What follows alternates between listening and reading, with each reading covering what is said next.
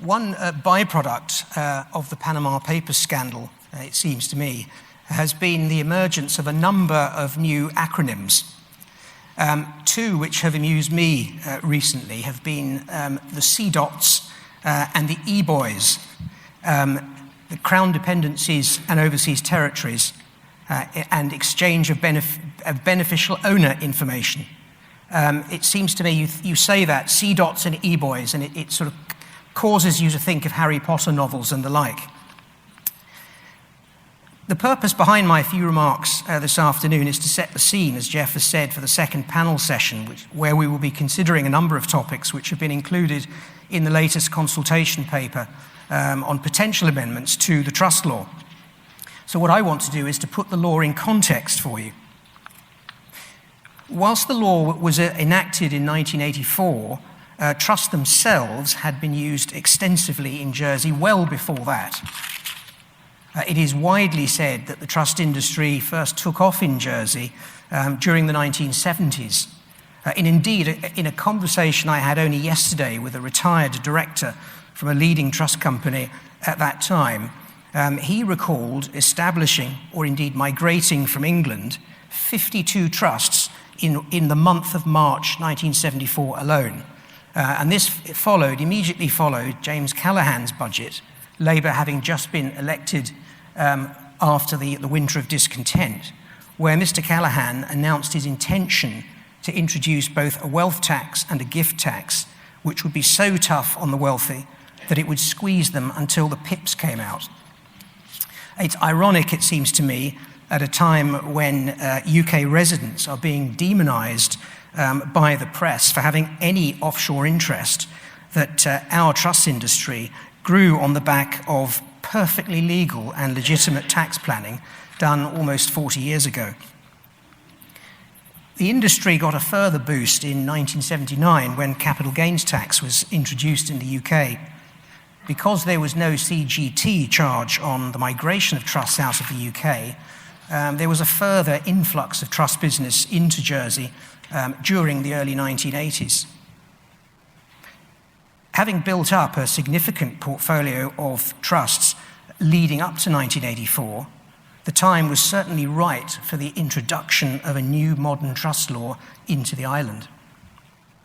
However, this was a far cry from a century earlier, when a landmark report on the law of Jersey, known as the 1860 Commissioner's Report, in respect of whether to introduce a statutory trust law, concluded that the inhabitants of Jersey are not prepared for such a change at present. How the times had changed by 1984. However, after the high point for the expansion of the trust industry in Jersey during the 1970s and 80s, the UK government began to make life much more difficult for UK domiciled individuals to establish offshore trusts over the succeeding 15 years or so. Those tax advisors, UK tax advisors in the room today, will be all too familiar with the legislation passed in 1991, in 1998, in 2006, and indeed in 2008, which all had the effect of making it much less attractive, and indeed by 2008, nigh on impossible, for UK domiciled individuals to use offshore trusts. Effectively, after 2008, it was only resident non-domiciled individuals who could obtain any real benefit from the use of an offshore trust. However, fortunately for Jersey, by the 1990s, wealth was beginning to grow internationally, and Jersey, having established itself as a leading trust jurisdiction, combined with the fact that London was already being seen as the preeminent centre for the provision of structuring advice, began to win an ever-increasing share of international work as well. As for the trust law itself, when it was introduced in 1984, it was certainly seen as modern and innovative, and it was entirely appropriate for Jersey at that stage of its development. As for the amendments to the law since then, what they have achieved, in my view, has been to ensure that the law remained contemporary and has rightly created the impression that the island is responsive to client needs. Our business is from all over the world, clients who want control over investments, who want perpetual trusts, and who want to leave their wealth to or for philanthropic purposes, for instance. Our law has adapted to accommodate these demands. With this in mind, I got to thinking about the motivation behind some of the changes that we've made to our law since 1984. As a long-standing member of the Working Party, I consider that the Trust Law amendments have been made for one or more of a number of reasons. Firstly, to modernize the law by introducing something entirely new. Secondly, to modernize an existing provision in the law in some way. Thirdly, to set the law on a different path to that developed by the courts. And finally, to remove some uncertainty or provide a clarification on a particular provision in the law, for instance. I would suggest that examples of the first reason, namely the modernization of the law by introducing something new, would be, for instance, the introduction of our firewall legislation in 1989. That amendment, the first to the trust law, came hard on the heels of the Rahman case, which many in this room I know will be familiar with. And what the amendment allowed was that people who were not domiciled in Jersey could effectively create trusts and benefit their family or indeed other persons in a way that was inconsistent with the forced heirship rules of their home territory. So it was providing protection and some flexibility to an international client base. Secondly, the introduction of the concept of the non-charitable purpose trust is another example. This was introduced in the 1996 amendment. Now, at the time when that new vehicle to Jersey was introduced, it was very much with the securitization industry in mind. Typically in that industry, charitable trusts were used to hold the underlying SPV, the off-balance sheet vehicle. I think it was recognized then that actually a non-charitable purpose trust would have been much more suitable. Now, as things transpired, there was really no take-up from that industry for the non-charitable purpose trust. But what we have seen in the private client world is that Jersey, consistent with many jurisdictions around the world, has a very narrow definition, or had until 2014, a very narrow definition of what charitable purpose meant.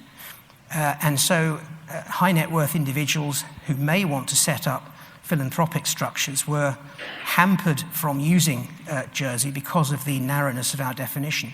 The non-charitable purpose trust opened up the ability for clients to be able to create philanthropic, but maybe not strictly charitable structures. And the final amendment that was made, which I think introduced something new to Jersey, was the reserve powers provisions, which were introduced in 2006 also. Now, here again, I mentioned the desire of clients from Asia and other parts of the world to be able to transfer their wealth into a structure, but continue to have some control, particularly over the investment of the trust fund. The reserve powers provisions expressly enshrine in our law the ability for directions to be given to a trustee to, for instance, invest the trust fund in a particular way. So far as the modernization of an existing provision of the law is concerned, what comes to mind for me is, again, a change that was made in 2006, which effectively opened up the length of time that a trust could last. Up until then, the Jersey Trust could only last for 100 years. After 2006, it was possible to have trusts of unlimited duration. Again, I think of perhaps the US or indeed Asia, where there's talk or use of the phrase dynastic trusts, which essentially is a trust that doesn't have a natural end date. And so that amendment, I think, caught the eye of that particular client. In addition, another modernization, which was achieved by, indeed, abolition, was the change in 2006 again, the abolition of the director's guarantee provision. I'm sure there are many practitioners in this room from Jersey who were around at the time already breaking into cold sweats. This was the provision which effectively made directors of trust companies personally liable for damages that might be awarded for a breach of trust. And that, I think, sensibly was abolished because by that stage, trust companies had come into very strict regulation under the financial services law. In respect of the setting of the law on a different path to that developed by the courts, two obvious examples come to my mind. The first one, again, was as a result of the infamous, perhaps, Rahman case in the late 80s. Up until that point, Jersey Trust was subject to a principle, a legal principle called donne et retenir nouveau, which in simple terms means you can't make a gift with one hand and then cling on to it and effectively not give it away on the other. So in the 1989 amendment, that principle was disapplied insofar as trusts were concerned. The second, more obvious change, which seems to me to be, could be said to be setting the law on a path that was different to the courts in a more general sense, is the amendment in 2013 when we introduced a statutory test for Hastings-Bass. You'll recall that in the Futter case in the Supreme Court, the ability or the breadth of circumstances in which that remedy could be applied was severely limited by the English courts. Our courts had already commented on the fact that they could see, Jersey could see some attraction to having the principle apply on a wider basis because it enabled beneficiaries, in a sense, to get to the right result, the undoing of some kind of decision, without necessarily having the cost and heartache of pursuing professional advisors.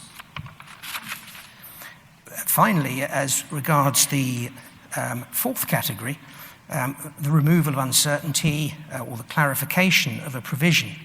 Examples which come to mind are the amendment in 2012, where we made it clear, maybe wasn't clear before, that the mere holding of an asset could be a valid purpose. I mentioned the introduction of the non-charitable purpose trust vehicle sometime earlier. There had been there was a reasonable amount of doubt in the industry as to whether you could possibly say that the mere holding of an asset, such as the shares of a private company, a private trust company, for instance, could be said to be a valid purpose for the purposes of our legislation.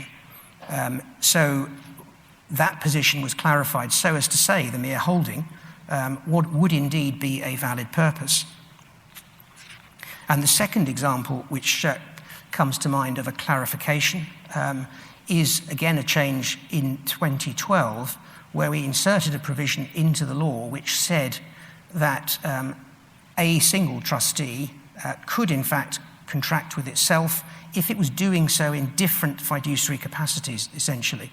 This was a practice which had been prevalent in Jersey, and indeed I'm sure all trust jurisdictions, for many years.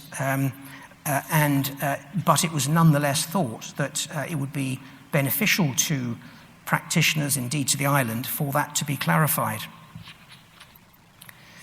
That brings me on to the current consultation, effectively to today. The latest consultation paper in respect of amendment number 7 was published 2 weeks ago, and the consultation period closes on the 4th of July. I would encourage practitioners to read the paper and indeed to make representations. The working party get together and based on feedback and discussions they have with other professional advisors, reach their own conclusions. But I think it's important that we actually test the water, so to speak, with clients, intermediaries, other professionals. Now, in a moment, I will join a panel that will debate 3, I think, of the most or more significant topics that are found in that paper. The first provision although I don't know that Stephanie's going to go to this first, but is that of the possibility of introducing a provision which would allow for arbitration to take place as a means of settling a trust dispute in a manner that would bind all the beneficiaries of the trust. At the moment, there is nothing in Jersey's trust law touching on arbitration as an alternative to going to court. Guernsey, for instance, our sister island, has a provision which essentially sets a framework for an arbitration to take place, but it doesn't contain necessarily all the provisions that one would expect to see in order to fully bind all the beneficiaries. So there's a discussion in the paper as to whether we think it would be a good thing to introduce such a provision. Secondly, again, many of you that have been to talks before will have heard the discussion going on around beneficiaries' rights to information and whether the provision in Jersey's trust law, which is unchanged from 1984, requires amendment. I'm not going to dwell now on the arguments for and against, save to say that it's not actually a very easy topic, it seems to me, to get right. On the one hand, one needs to have some accountability of trustees. On the other hand, one wants to continue to give flexibility to set laws in creating trusts.